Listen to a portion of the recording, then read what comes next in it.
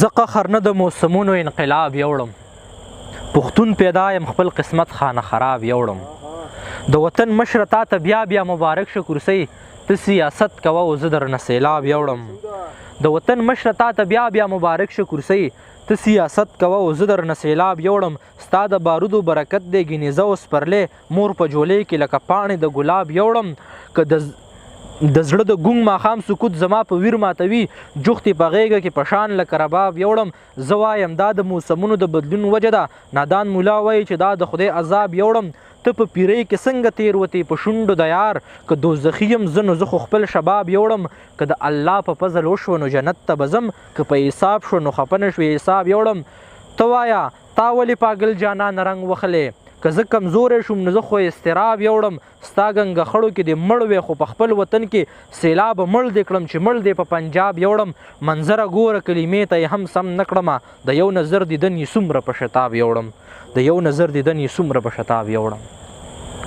چې الله خپل شاهکار له هم ورکړي سزا کېدی شي، مور خوشحالیږي چې زوی وویني تباه کېدی شي. په ګناهګار هم د اویا میندو نه زیات مین دی، زه به دوزخ ته ځم او خدای به ګوري دا کېدی شي. چې کوم وجود ته خدای جنت کې فرښتې ټیټوي، هغه وجود د سرو لمبو ته وي پیدا کېدی شي. هغه خو ځان ته په قرآن کې رحیم خپله وایي، زه دروغجن سړی کېدی شم خو الله کېدی شي. چې ورته وجاړم مسکی به شي او ماپ به مې کي، هغه ته دې دنیا کې ما نه څوک سیوا کېدی شي. چې د یوې مور مینه پاکه ده نو ته ووایه، بیا د اویا میندو نه زیات مین کې غلا کېدی شي. څوک د منظر د جهنم د اور نه یروي، زه خطاکار یم نو رحیم نه دا خطا کېدی شي. اس ته په سپین غر د وړېدو طریقې مه ښایه، ما ته د زنځیر د ماتېدو طریقې مه ښایه. مونږ یو چې پړقېږو هم غریږو هم وریږو هم، مونږ ته په لمبو د ورېدو طریقې مه ښایه. زه هغه پښتون یم چې د ښځو حقوق پیژنم، پیغلې ته مې کور نه د وتو طریقې مه ښایه. بل به شمسیلی به مې د خور لوپټه وچیړي، بل به شمسیلی به مې د خور لوپټه وچیړي. اور ته په دښمن د لګېدو طریقې مه ښایه. زوی د احمد شاه یم ما ته خوله ماتول څه شی دي، پلار ته د زامنو د راوړو طریقې مه ښایه.